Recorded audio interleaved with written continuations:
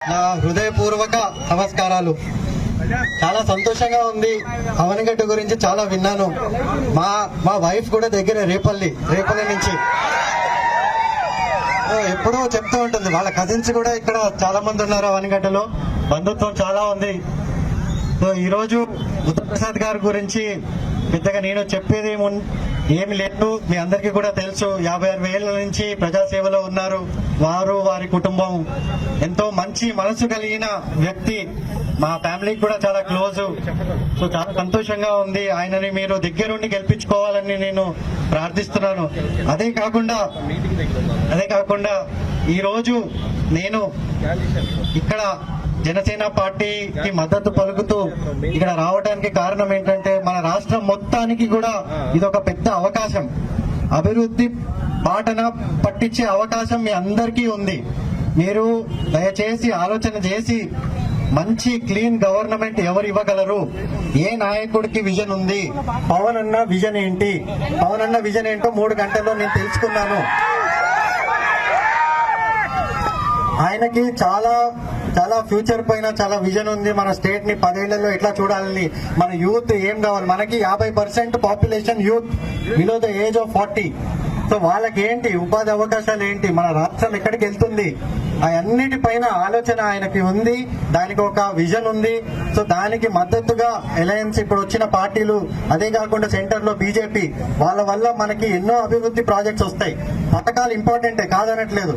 ప్రతి కుటుంబానికి అవసరము, ప్రతి పేద కుటుంబానికి కాకపోతే వాళ్ళు వచ్చే జనరేషన్ కి, వచ్చే తరాలకి ఏది అవసరము, అభివృద్ధి అవసరము.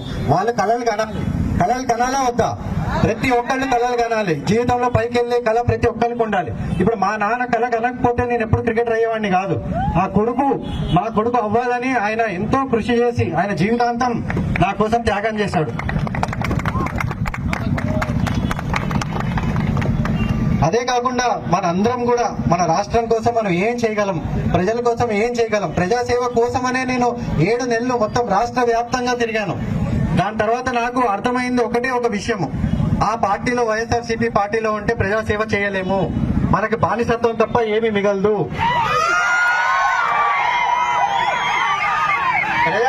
ప్రజాసేవ చేయాలి, మనుషులకి సేవ చేయాలి. మీరు చెప్పండి, ఒక్క ఎంపీ ఎమ్మెల్యేతో మీకు ఏమైనా పని అయిందా ఈ రోజు వరకు?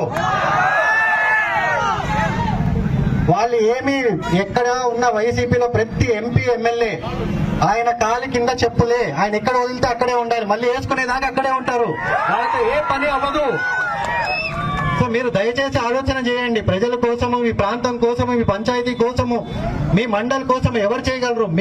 మీ యువత కోసము, వచ్చే జనరేషన్ కోసము, ఒక్క నియోజకవర్గం కోసము, అదే కాకుండా మొత్తం మన రాష్ట్రం కోసము. దేశంలోనే మన రాష్ట్రము ఎన్నో ఏళ్లుగా 50-60 సంవత్సరాల నుంచి, స్పెషల్లీ మన కోస్తా ప్రాంతము అన్ని విధాలుగా ముందున్న ప్రాంతాన్ని వెనుకబడేశాడు, భయంకరంగా వెనుకబడేశాడు. ఒక్క ప్రాజెక్ట్ లేదు ఇక్కడ. మనం ఏం అడిగినా గానీ కృష్ణా జిల్లా దగ్గర నుంచి గోదావరి జిల్లాల దాకా, ఉమ్మడి జిల్లాలు ఇప్పటి వరకు ఒక్క ప్రాజెక్ట్ అయింది లేదు. మేము ఉన్నప్పుడు కూడా ఎన్నో అడిగాం. అయ్యా ఇది అవ్వట్లేదు, గుంటూరు ఛానల్ అవ్వట్లేదు, అయ్యా దీన్ని ఏమైనా చేయండి, దాన్ని ఏమైనా చేయండి, ఎన్నో అడిగాం. ఒక ఫ్యాక్టరీ తీసుకురండి, ఇక్కడ అందరికీ అందరూ బీటెక్ చేసిన వాళ్ళు ఉన్నారు, ఇండస్ట్రీస్ తీసుకురండి. ఒక్కటి లేదు, ఒక్క ఆలోచన లేదు. ఏమన్నా అంటే ఒక బటన్, ఆ బటన్ తో ఏమవుతుంది? సరే, బటన్ తో పాటు ఒక బొచ్చ కూడా ఇస్తే అయిపోద్ది మొత్తం రాష్ట్రానికి. నేను ఒకటి మీ అందరినీ కోరుకుంటుంది, దయచేసి మీరు ఫ్యూచర్ గురించి ఆలోచన చేయండి. పథకాలు ఉంటాయి, దాంతో పాటు అభివృద్ధి కూడా ఉంటుంది. అదే కాకుండా మన ప్రాంతము, దేశంలోనే మన రాష్ట్రము నంబర్ 1 రాష్ట్రంగా చూడాలని నా కోరిక. ప్రతి యూత్ కూడా అదే కోరిక ఉండాలి. అన్ని రాష్ట్రాలు వేరే డైరెక్షన్ లో వెళ్తుంటే మనం ఇంకో వైపు వెనక్కిపోతున్నాము. అన్ని విధాలుగా వెనక్కిపోతున్నాం. మెల్లగా చూస్తే బర్మాలో కలపాల్సి వస్తుంది మనల్ని. దయచేసి అర్థం చేసుకోండి. నేను ఎందుకు చెప్తున్నానో అర్థం చేసుకోండి. నేను 7 నెలలు తిరిగి ఉన్నాను. నాకు తెలుసు అక్కడ ఏం పని చేయలేము, వాళ్ళతో ఏం పని కాదు. మీరు ఏ ఎమ్మెల్యేని ఎన్నుకున్నా, ఏ ఎంపీని ఎన్నుకున్నా వాళ్ళకి ఏ పని చేసే కెపాసిటీ లేదు, వాళ్ళకి ఏ పని చేసే పవర్ లేదు.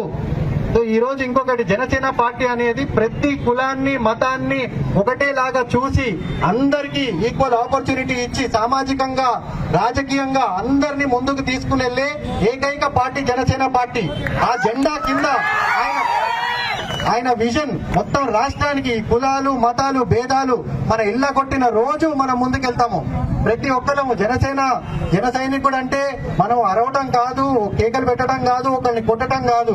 మన ప్రవర్తన, మన పద్ధతులు, మన ఆశయాలు ప్రతిదీ మనము సమాజ హితంగా మనం ముందుకెళ్ళాలి. ప్రతి ఒక్కరం కూడా సమాజం కోసం పనిచేయాలి. దయచేసి అర్థం చేసుకోండి. మంచి బంగారపు అవకాశం ప్రతి ఒక్కరికి కూడా రాష్ట్రాన్ని మార్చడానికి. ఇది పోయిందంటే మళ్ళీ 5 ఏళ్ల తర్వాత ఇంకా పాతాళంలోకి వెళ్తాము. దాని తర్వాత మనకి అవకాశాలు ఉండవు. అదే కాకుండా ఇప్పుడు ఇచ్చిన మేనిఫెస్టోలో కూడా 4,000 రూపాయల పెన్షన్ చేయటము, ఈ 2 నెలలు కూడా పేదవాళ్ళందరికీ ఆదుకుంటామని కూడా ప్రామిస్ చేయడం జరిగింది. అదే కాకుండా నాకు పూర్తి నమ్మకము, ఏ మేనిఫెస్టో అయినా, ఏ గవర్నమెంట్ ఉన్నా, ఏ అలయన్స్ ఉన్నా గానీ పవన్ అన్న ముందు ఉండి దాన్ని కరెక్ట్ గా జరిగేటట్టు నడిపిస్తాడు. ఆ నమ్మకం నాకుంది. జనాల కోసం కూడా నుంచుని పనిచేసే స్వేచ్ఛని నాకు ఇచ్చాడు. ఆ ప్రామిస్ నాకు చేశాడు. జనాల కోసం ఉండి వచ్చే 5 ఏళ్లు, 10 ఏళ్లు, 20 ఏళ్లు నేను కూడా మా ఊర్లోనే ఉండబోతున్నాను. 20 ఏళ్లు మన రాష్ట్రం కోసం చేయాలి. అందరు యూత్ ప్రతి రంగం నుంచి ముందుకు వచ్చి చేయాలి. ఇది ఒక్క ఎలక్షన్ కోసం కాదు, ఇదేదో పవర్ కోసం, పోస్ట్ కోసం కాదు. ప్రజాసేవ అంటే ప్రతి ఒక్కళ్ళు ముందుకు రావాలి. మన వంతు పని, మన వంతు త్యాగం మనం చేయాలి. నేనైతే రెడీగా ఉన్నాను చేయటానికి. మీ అందరూ కూడా యూత్ దయచేసి కరెక్ట్ పార్టీని నమ్మండి, కరెక్ట్ విజన్ ని నమ్మండి.